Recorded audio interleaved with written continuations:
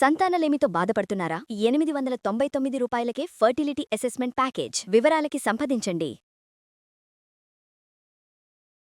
గురుగారు నమస్కారం. గురుగారు శ్రీమాత్రే నమః. గురుగారు 2026వ సంవత్సరం 12 రాసుల వారి రాశి ఫలాలు ఎలా ఉండబోతున్నాయి గురుగారు? చూసుకుంటే కనుక 2025వ సంవత్సరం అంతా కొందరు చేదు అనుభవాలే ఉన్నాయి, ఇలా ఇబ్బందులు ఉన్నాయని ఎక్కువగా విన్నాం గురుగారు. మరి 2026 ఎలా ఉండబోతున్నాయి తెలియజేస్తారా గురుగారు? శ్రీ గురుభ్యో నమః. శ్రీమాత్రే నమః. సందర్శనం వితనుతే పితృదేవనృణాం మాసాబ్దవాసరదళైరతవోర్ధ్వగం యత్ సవ్యం క్వచిదుపైత్యపసవ్యమేకం జ్యోతిపరం దిశతు వత్స్వమితాం శ్రియం నః.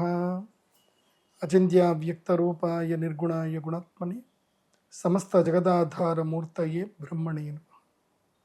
శ్రీమాత్రే. మనమందరం కూడా కాలం అనేటువంటి చక్రంలో ప్రయాణం చేస్తున్నాం. అవును గురు. సో జననము మరణము, జననము మరణం, జీవితం, ఇవి కాలచక్రంలో నడుస్తూనే ఉంటాయి. ఇప్పుడు ప్రతి ఒక్క మనిషి ఎవరి పుట్టుకైనా సరే కర్మానుసారంగానే వాళ్ళ జీవితం ముందుకెడుతుంది. ఇది జ్యోతిష్ శాస్త్రం నమ్ముతుంది. కర్మ సిద్ధాంతాన్ని నమ్మడం వల్లనే ఇప్పటి వరకు, అంటే కొన్ని కోట్ల సంవత్సరాల క్రితం రాసిన పుస్తకాలు, జ్యోతిష్ శాస్త్ర గ్రంథాలు ఇప్పటికీ అందరికీ అవైలబుల్లో ఉన్నాయి. భారతీయులు కాదు, ఆల్మోస్ట్ ప్రపంచవ్యాప్తంగా అందరూ కూడా జ్యోతిష్యాన్ని నమ్ముతారు. Beyond the religion, beyond the region. ఎందుకోసం అంటే నా దగ్గరికి అన్ని మతాల వాళ్ళు వస్తారు, అన్ని దేశాల వాళ్ళు వస్తారు, అందరూ అడుగుతారు జ్యోతిష్యం. జ్యోతిష్యం అనేది ఏంటంటే ఇండివిజువల్ కర్మ ఫలితం. అందుకే మనకి ప్రశ్న మార్గం అనే గ్రంథంలో ఏం చెప్తారు అంటే, పూర్వజన్మ కృతం కర్మ శుభం వా యది వా శుభం తస్య కర్మణ పంక్తిం గ్రహాః సూచయంతీహ జన్మని. అంటే పూర్వజన్మలో చేసినటువంటి కర్మల ఫలితమే మనకి ఈ జన్మలో జ్యోతిష్ శాస్త్ర రూపంలో మనకి గ్రహాలు సూచిస్తాయి. అది ఒకటి బాగా గుర్తుపెట్టుకోండి. ఇప్పుడు మీరు అడిగింది ఏంటి అంటే 2026 రాశి ఫలాలు మీరు అడుగుతున్నారు. ఫస్ట్ థింగ్ ఏంటంటే, రాశి ఫలాలు అనేసరికి చాలా మంది ఏంటంటే వాళ్ళ యొక్క నామ నక్షత్రం మీదనే వాళ్ళు రాశి ఫలాలు చూసుకుంటారు. అది ముమ్మాటికి పొరపాటు. మీ పేరును బట్టి మీరు రాశి ఫలాలు చూసుకుంటే మీరు పప్పులో కాలేసినట్టే. సర్వసాధారణంగా రాశి ఫలాలు జనరల్ ప్రెడిక్షన్, అంటే అందరికీ సర్వసాధారణంగా ప్రెడిక్షన్ ఉంటాయి. అంటే ఈ రాశిలో పుట్టినటువంటి వారికి వాళ్ళకి ఆ ప్రెడిక్షన్ అప్ టు నా వరకు అయితే 80% యాప్ట్ ఉంటాయి. 80% అయితే పక్కా ఉంటాయి యాప్ట్. అయితే మీ ఒరిజినల్ రాశి మీరు తెలుసుకోకుండా మీకు మీరుగా, ఇప్పుడు మీ పేరు రాము, మీరు పుట్టిందేమో శ్రవణ నక్షత్రంలో, కానీ మీ పేరు రామని పెట్టుకున్నారు. రాము అన్న పేరు ప్రకారం చేస్తే పేపరారి చిత్తా నక్షత్రం తులారాశి కింద వస్తుంది. తీరా చూస్తేనేమో పుట్టిందేమో శ్రవణ నక్షత్రం మకర రాశిలో వస్తుంది. తులారాశికి మకర రాశికి చాలా తేడా ఉంటుంది. పక్క రాశులకి వ్యత్యాసం ఉంటుంది, ఇంకా ఆంతరాశులకి అంటే వేరే ఉంటుంది. సో నువ్వు తులారాశి గురించి చూసుకుంటూ ఉండి గురుగారు చెప్పింది కరెక్ట్ కాదు, ఆయన చెప్పిన ఏవి నాకు సరిగ్గా లేవు అనుకుంటే అది నీ పొరపాటు. బికాస్ నేను ఏదైతే చెప్తున్నానో భగవంతుడు ఇచ్చినటువంటి జ్ఞానము, అమ్మవారి ఇచ్చినటువంటి శక్తి, నేను చదివినటువంటి గ్రంథాల్లో ఏవైతే చెప్పబడినాయో వాటిని నేను ఆధునీకరించి మోడర్న్ వేలో మీకు ఏం చేస్తే బాగుంటుంది, ఎలా వెళితే బాగుంటుంది అనేది నేను చెప్పడం జరుగుతుంది. మీరు తెలుగు రాష్ట్రాల్లో రాశి ఫలాలు చూస్తే అందరూ చెప్పే రాశి ఫలాలకి నేను చెప్పే రాశి ఫలాలకి డిఫరెన్స్ ఉంటుంది. నేనేం చేస్తాను అంటే నేను గైడ్ లైన్స్ ఇస్తాను. ఈ టైం బాగాలేదు, ఈ పని చేయండి అని చెప్తాను.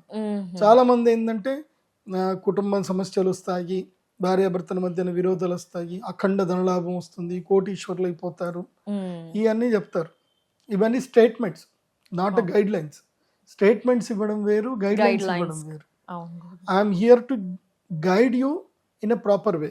నేను మీకు ఒక మంచి ప్రాపర్ వేలో గైడ్ చేసి మీ లైఫ్లో ఏ విధంగా ఏం చేస్తే ముందుకెళ్తారు బాగుంటుంది. బికాస్ రాశి ఫలాలు గ్రహాల యొక్క స్థితులు చూసుకొని మనం తెలుసుకోవాలి ఆ విషయం. ఏం చేయాలి అనేది గురువు ఏమైనా చెప్తే వాటి ద్వారా ముందుకెళ్ళాలి. అదొకటి. మీకు మీ ఒరిజినల్ డేట్ ఆఫ్ బర్త్ ఉండాలి తప్పకుండా. నా రాశి ఫలాలు చూస్తున్నారు అంటే మీ యొక్క జన్మ నక్షత్రం, జన్మరాశి మీకు పక్కా తెలిసి ఉండాలి. ఒకవేళ మీకు తెలియదు అనుకోండి, నా వెబ్సైట్లోకి రండి, pradeepjoshi.com వెబ్సైట్లోకి రండి. అక్కడ జాతక హోరోస్కోప్ పీడిఎఫ్ అని ఉంటుంది, అక్కడ క్లిక్ చేస్తే మీ పేరు, మీ date of birth, time, place నీట్గా ఎంటర్ చేసి మీరు పేమెంట్ సెలెక్ట్ చేసుకుంటే మీకు ఒక 48 గంటల్లో లేదా ఆల్మోస్ట్ వారం రోజుల్లో అయినా సరే మీకు మీ ఈమెయిల్కి ఒక పీడిఎఫ్ వస్తుంది. ఓకే గురు. అందులో 3వ పేజ్లో మీ యొక్క జన్మ నక్షత్రం ఏంటి, మీ జన్మ రాశి ఏమిటి, అదేవిధంగా ఈ సంవత్సరం అంతా ఎలా ఉండబోతుంది, డేట్ టు డేట్ ఉంటుంది. Day to day. అంటే ఒక 1 వీక్ అంటే ఈ గ్రహం మారుతుంది.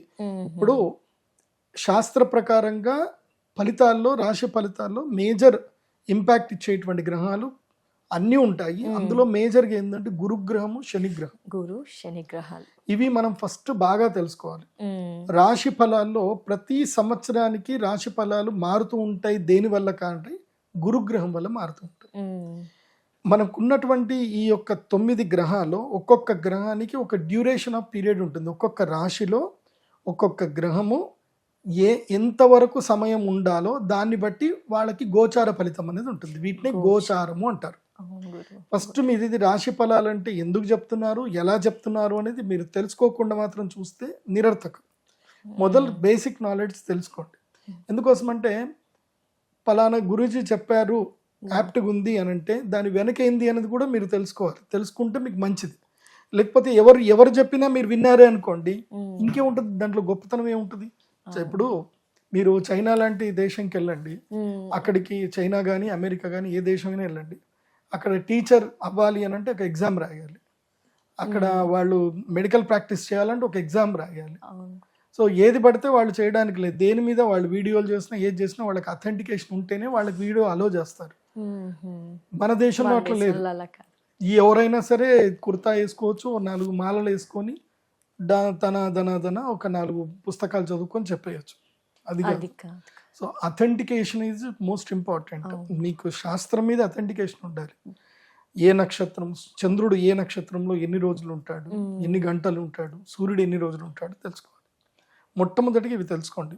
మనకి గ్రహాలలో 9 గ్రహాలు. అందులో ప్రధానంగా ఎక్కువ టైం తీసుకొని ట్రావెల్ చేసేటువంటి గ్రహం ఏంది అంటే శనిగ్రహం. శనిగ్రహం ఏంది, 2.5 సంవత్సరాలు ట్రావెల్ చేస్తాడు. ఒక్క రాశిలో 2.5 సంవత్సరాలు ఉంటాడు. మొట్టమొదలు మీరు ఇది కూడా తెలుసుకోవాలి, రాశి అంటే ఏమిటి. మామూలుగా సున్నాని, శూన్యముని మనం ఏం చేస్తామంటే సర్కిల్ని 360 డిగ్రీస్ తోటి చూస్తాం సర్వసాధారణంగా. అది మనకి ఆర్యభట్టుడు వాళ్ళు నేర్పించారు. మనకి సున్నాని కనుగొన్నదే ఆర్యభట్టుడు. సూర్య సిద్ధాంతంలో మనము శూన్యాన్ని లేదా ఒక సర్కిల్ని 360 డిగ్రీ తోటి చూడాలి అని మనకి సూర్య సిద్ధాంతం అనే గ్రంథంలో చెప్పారు. అదే ఇప్పుడు మోడర్న్ మ్యాథమెటిక్స్లో కానీ ఫిజిక్స్లో కానీ ఫార్ములాస్లో అదే వాడుతున్నారు. కాబట్టి 360 డిగ్రీస్ అనేటివి తీసుకుంటాం. 360 డిగ్రీలని 12 భాగాలు చేస్తారు. అంటే మనము భూమి మీద ఉన్నాము, మన భూమి చుట్టూ ఉండేటువంటి ఆకాశం మొత్తం కూడా 360 డిగ్రీస్ కింద చూస్తాం. చూస్తే గనక ఆ 360 డిగ్రీలని 12 భాగాలు చేస్తే ఒక్కొక్క భాగము 30 డిగ్రీలు వస్తుంది. ఆయా 30 డిగ్రీల ప్రాంతంలో ఏవైతే నక్షత్రాలు మనకి కనిపిస్తాయో ఆ నక్షత్రాలని మనము ఆ యొక్క రాశి నక్షత్రాలుగా మనం భావిస్తాం. ఇప్పుడు మనం మేషరాశి అంటాం. ఆకాశంలో మేషరాశి ఎక్కడుందో అనేది మీరు స్టార్ వాక్ అనే ఒక యాప్ ఉంటుంది, అది డౌన్లోడ్ చేసుకొని మీరు మొబైల్లో కూడా మీరు ఆకాశంలో మేషరాశి ఎక్కడుందో ఇలా చూసుకోవచ్చు. స్టార్ వాక్ అనే యాప్ తోటి మీరు చూడొచ్చు. మీరు లైవ్ గా మీరు ఆకాశంలో 12 రాశుల్ని కూడా మీరు చూడొచ్చు. యాప్ పేరు ఏంటంటే star walk. Okay, app download చేసుకుంటే మీరు మీ మొబైల్లోనే మీరు ఆకాశంలో ఎక్కడ ఇది పెట్టినా అది మీకు చక్కగా చూపిస్తుంది. ఓకే, అన్ని రాశులు కనిపిస్తాయి. తర్వాత ఈ మోడర్న్ మెథడ్ లో వాళ్ళు ఏదో ఓరియన్ అంటారు, లేదంటే ఇంకా ఏవో ఆరోగాన్ అంటారు, ఏమో వెరైటీ పేర్లు పెట్టుకుంటారు ఇంగ్లీష్ వాళ్ళు, అవి కూడా కనిపిస్తాయి. అంటే ఆకాశంలో నక్షత్రాలన్నీ కూడా కలిసి ఒక రూపంగా ఏర్పడితే అది రాశి. సో మేషరాశి. సో నేను ఒక సపరేట్ వీడియో చేసిస్తాను. ఒక్కొక్క నక్షత్రంలో ఎన్ని నక్షత్రాలు ఉంటాయి, ఆ నక్షత్రం యొక్క రూపం ఏమిటి అనేది మీకు ఒక సపరేట్ వీడియో కూడా చెప్తాను. అది మీకు నాలెడ్జ్ పరంగా అందరికి కూడా ఉపయోగపడుతుంది. అందుకోసం అంటే ఏవో రాశులు అంటే ఎక్కడో ఉంటాయట రాశులు అని ఇలా అనకూడదు. జ్యోతిష్ శాస్త్రం ఏంటంటే ప్రత్యక్ష శాస్త్రం. ప్రత్యక్షం జ్యోతిషం శాస్త్రం చంద్రార్కం ఎత్ర సాక్షిణం అని శాస్త్రం చెప్తుంది. సో రిమైనింగ్ అన్ని శాస్త్రాలన్నీ కూడా అయిపోతాయి, కానీ ఒక్క జ్యోతిష్ శాస్త్రం మాత్రం లైవ్ కంటికి కనిపిస్తుంది. అదే జ్యోతిష్ శాస్త్రం. అందుకే జ్యోతిష్ శాస్త్రం ఇప్పటికీ మనుగడ సాగిస్తుంది. 30 డిగ్రీలు ఏదైతుందో దాన్ని ఒక రాశి అంటారు. మళ్ళీ 30 డిగ్రీల్ని మళ్ళీ 9 కిందకి డివైడ్ చేసుకుంటే అందులోపల ఒక్కొక్క నక్షత్ర పాదం వస్తుంది. సో అది 12.5 డిగ్రీస్ వస్తుంది. సో ఇప్పుడు అశ్విని నక్షత్రము 4 పాదాలు అంటే అది 12.5 డిగ్రీస్ వేసుకొని మళ్ళీ 4 వేసుకోవాలి దాంట్లో. సో అలా వెళుతూ వెళుతూ ఈ యొక్క నక్షత్రాలన్నీ కూడా రావడం జరుగుతుంది. ఓకే, సో ఫస్ట్ రాశి అంటే ఏమిటి? 360 డిగ్రీస్లో 12 భాగాలు చేస్తే అది ఒక రాశి. ఒక రాశిలో 9 భాగాలు చేస్తే ఒక్కొక్క నక్షత్ర పాదము. 9 × 12 వేస్తే 108 పాదాలు. మళ్ళీ మొత్తం నక్షత్ర పాదాలు 108. సో ఇది చూసుకోండి. దీని తర్వాత మనం తెలుసుకోవాల్సింది ఏమిటి? మొట్టమొదటిగా ఈ సంవత్సరము మనకి ఏ గ్రహము ఎక్కడ ఉంది అనే పొజిషన్ తెలుసుకోవాలి. పొజిషన్ తెలుసుకోవాలి. ఇప్పుడు కొంతమంది మా గొప్పవాళ్ళు పండితులు కొంతమంది నన్ను తిడతారు కూడా, ఒరే నువ్వేంట్రా రాశి ఫలాలు మొదలే చెప్పేస్తున్నావు, ఇది ఇంగ్లీష్ సంవత్సరం రా, మనది కాదురా, మనం ఉగాదికి చెప్పాలిరా అని గురువుగారు చెప్తున్నారు. నేను అలాంటి వాళ్ళకు కూడా చెప్పేది ఏంటంటే, మీరు అందరూ గొప్పవాళ్లే, నీకు ఎవరిని కాదని చెప్పను. మనం సనాతన ధర్మ ప్రకారం ఉగాది రాశి ఫలాలు చెప్పుకోవాల్సిందే. కానీ మీరు ఇది కూడా తెలుసుకోవాలి, మనకి బార్హస్పత్య నామ సంవత్సరం కూడా ఉంటుంది. సంవత్సరాల్లో సౌరమానము, చాంద్రమానము, బార్హస్పత్యమానం అని కూడా ఉంటాయి. సో సౌరమానం అంటే ఏమిటి అంటే సూర్యుడు ఎలాగైతే మారుతాడు, సూర్యుడు మేషరాశిలో ఎంటర్ అయ్యి మళ్ళీ మేషరాశిలోకి ఎంటర్ అయ్యేంత వరకు దాన్ని సౌరమానం అంటారు. ఈ సౌరమానాన్ని ఎవరు పాటిస్తారు అంటే కేరళ వాళ్ళు, తమిళనాడు వాళ్ళు పాటిస్తారు. చాంద్రమానం ఎవరు పాటిస్తారు అంటే మహారాష్ట్ర, తెలంగాణ, ఆంధ్రప్రదేశ్, కర్ణాటక ఈ ప్రాంతాల వాళ్ళందరూ కూడా, ఆ మధ్యప్రదేశ్ కూడా, మధ్యప్రదేశ్ ఆల్మోస్ట్ గుజరాత్ ఇవన్నీ కూడా వాళ్ళ వరకు అందరు కూడా మనం చాంద్రమానమే పాటిస్తాం. ఇక మనం కొంచెం పైకి వెళ్తే ఏది వెస్ట్ బెంగాల్ వైపు, బెంగాల్ ప్రాంతంకి, ఢిల్లీ ప్రాంతానికి వెళితే వాళ్ళు బార్హస్పత్యమానాన్ని ఎక్కువ పాటిస్తారు. బార్హస్పత్యమానం అంటే ఏంటంటే గురుగ్రహము ఒక రాశిలో ఎంటర్ అయ్యి ఆ రాశిలో మొత్తం కూడా ఉండి మళ్ళీ తిరిగి ఇంకొక రాశి లోపలికి పూర్తిగా ప్రవేశించడం. నాట్ టు రెట్రోగేట్, మళ్ళీ రెట్రోగేట్ గా ఇంకో రాశికి రాకుండా స్ట్రైట్ గా ఇంకొక రాశి లోపలికి ఎంటర్ అవ్వడం ఏదైతే ఉంటుందో దాన్ని వాళ్ళు బార్హస్పత్యమానం అని తీసుకుంటారు. ఇప్పుడు ఏం జరిగింది అని అంటే డిసెంబర్ 5వ తారీఖు నుంచి మనకి బార్హస్పత్యమానం ఫుల్ గా స్టార్ట్ అవుతుంది. డిసెంబర్ 5, 2025 సంవత్సరానికి ఏమవుతుంది, గురుగ్రహము తన యొక్క వక్రత్వ త్యాగాన్ని వదిలేసి, గ్రహం ఏంటంటే గనక స్ట్రైట్ గా వెళ్ళడం, ఫాస్ట్ ఫార్వర్డ్ గా వెళ్తుంది, దాన్ని అతిచారము అంటారు. మళ్ళీ రెట్రోగేట్, మళ్ళీ వెనక్కి రాశి లోపలికి రావడం అవుతుంది, దాన్ని ఏమంటారు అంటే వక్రము అంటారు.